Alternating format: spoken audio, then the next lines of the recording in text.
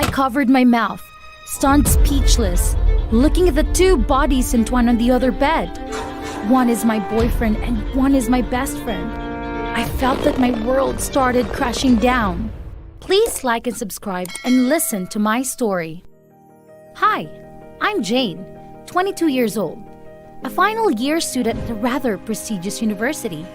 My mother, a single mom who raised me very well, despite the treacherous businessman husband, whom I had long forgotten and probably never appeared again. I grew up and lived well until I met Anna and went to her stupid party. Lady, may I have the honor of offering you a drink? Look how gorgeous you are, especially in this evening gown.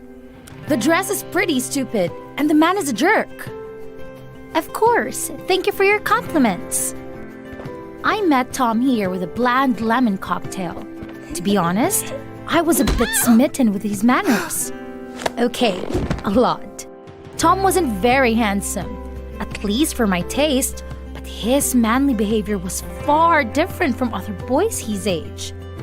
Moreover, to be honest, his voice is super good. He also seemed to be impressed with me, obviously, because I was beautiful. This is the truth. I am conscious of my own appearance. Soon after, we started dating, roaming the streets in an old car, enjoying a romantic lunch by the beach, and holding hands as the sunset fell. Age difference, appearance, I rushed towards him like a moth. I'm so in love with you, I told him passionately on the last evening.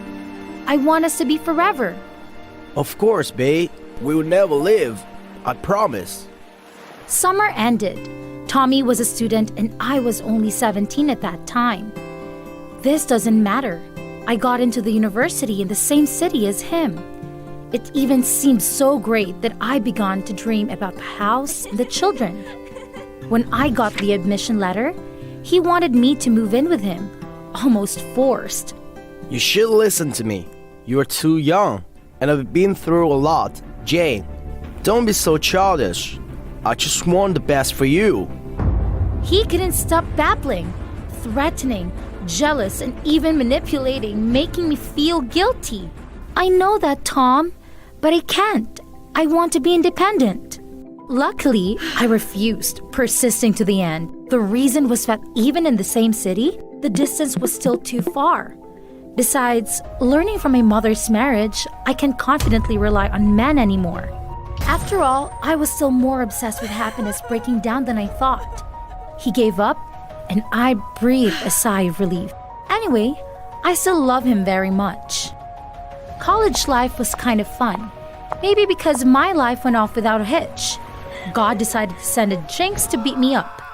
Gerald is a native German, which could be seen not only in his appearance, but also in his excessively heavy and deep voice. And no matter how handsome he was, I admit, extremely attractive otherwise. With his rough treatment on his first day of school, he was officially negative in my eyes. Excuse me?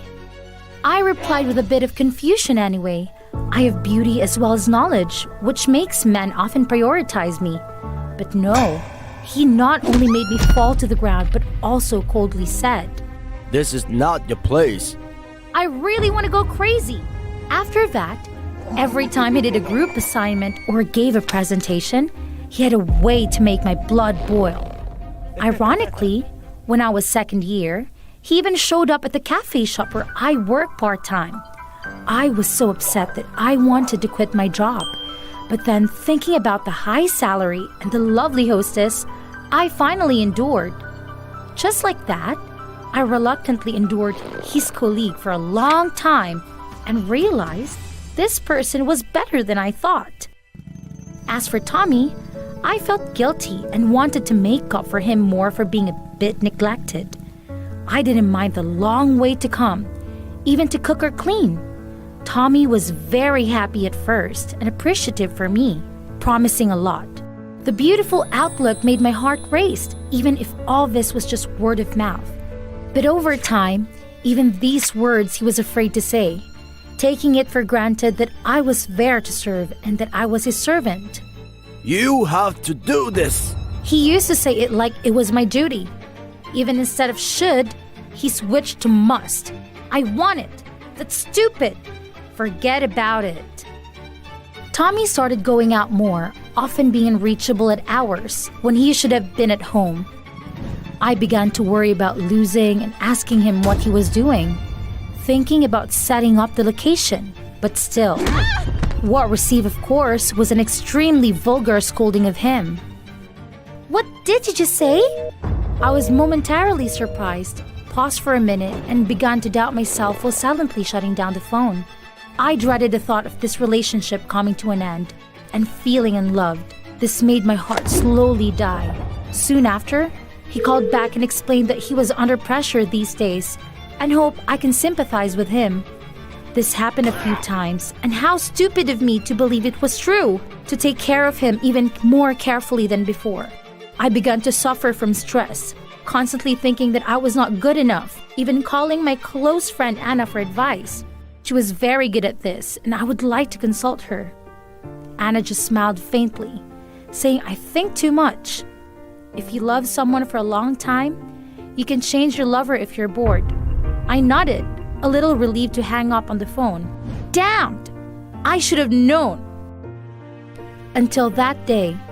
That's right. I took a break from the cafe and went to his house, contrary to usual. On the one hand was to surprise, and on the other hand was to relieve the heat in my heart. I have a spare key to his house. How accurate was a woman's sixth sense? My boyfriend and my best friend naked, rolled around in the bed of my own choosing. Anna saw me, and as a matter of course, the conversation turned towards this fool. She's stupid nerd. How can she ever compare to you? She only knows about study and gets caught up in those useless things. If it were nice to show up about her, I would have dumped that a long time ago. That's exactly what came off my 5-year boyfriend talking to the person I considered to be my best friend in life. And from what I could see, he had cheated on me so many times, with countless people. I really was a stupid potato. I staggered back, running out of the apartment. No matter where I was going, I wandered the streets, tears streaming down my face. I picked up the phone and wanted to call my mom, but immediately regretted it. Calling mom to make her worry more or whatever, it was useless. It's just that right now, I needed a place to gnaw the pain. My cell phone vibrated. I opened it and found it was in my mother. The reflex wanted to turn off. But why the hell click on receive? The phone rang with a grumpy voice. Where are you? Nothing. Leave me alone. Hey, don't like that. Hey, Jen! I finally couldn't hold back, bursting while I was on the phone.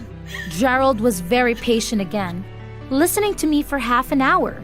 He even been able to find me. Luckily, it was not too dark yet, and I was not dragging stupid things appearing before he arrived. Gerald found me, sighed, wrapped his shirt over my head, covering my puffy face, and led me to his house. Thinking back to that time, I really was crazy. Running to the opponent's house. Yes, I've always considered him a formidable enemy. And staying there all night, crying to the point of confusion. The next morning, when I woke up, Gerald didn't ask anything. Just handed me a glass of water and told me to call my mom back. I resisted, but in the end, I still picked up the phone, holding back my tears, and called my mom. Mom, I miss you so much. I want to go home.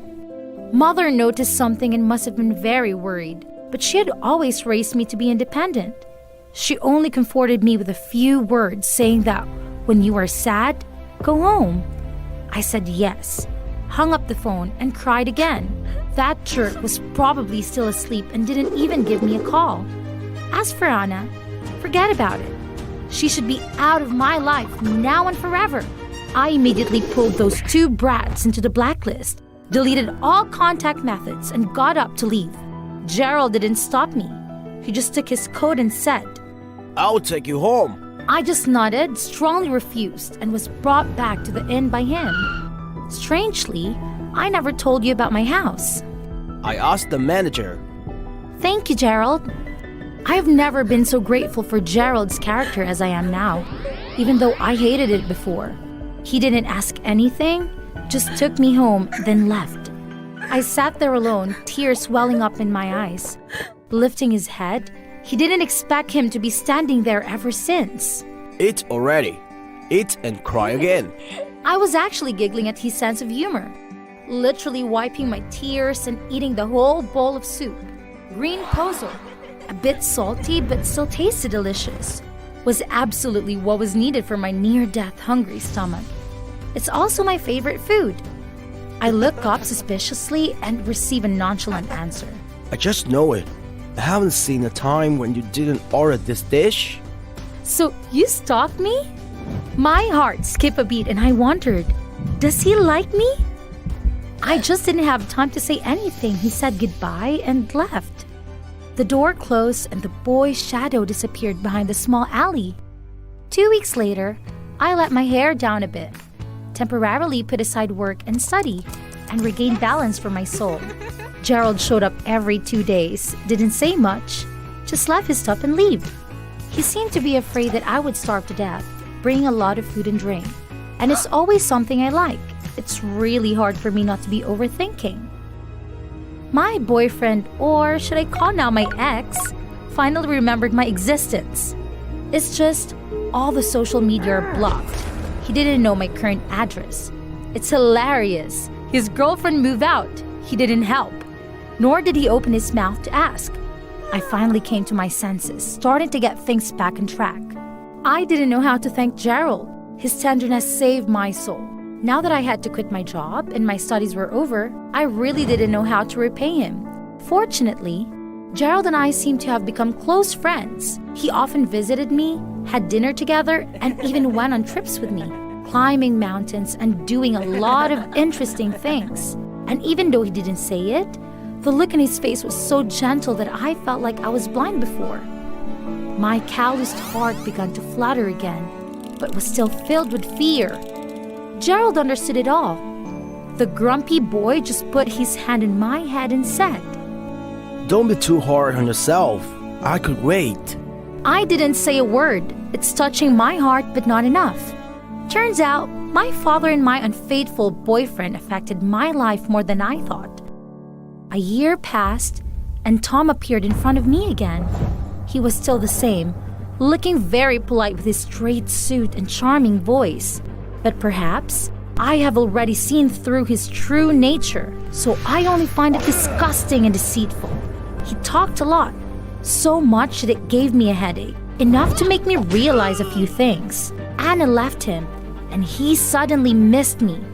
I smiled defensively. Before his puzzled look directly hit him hard in the face, ending it all. He went like crazy, chasing after me, but only had to stop in anger before Gerald's tall body.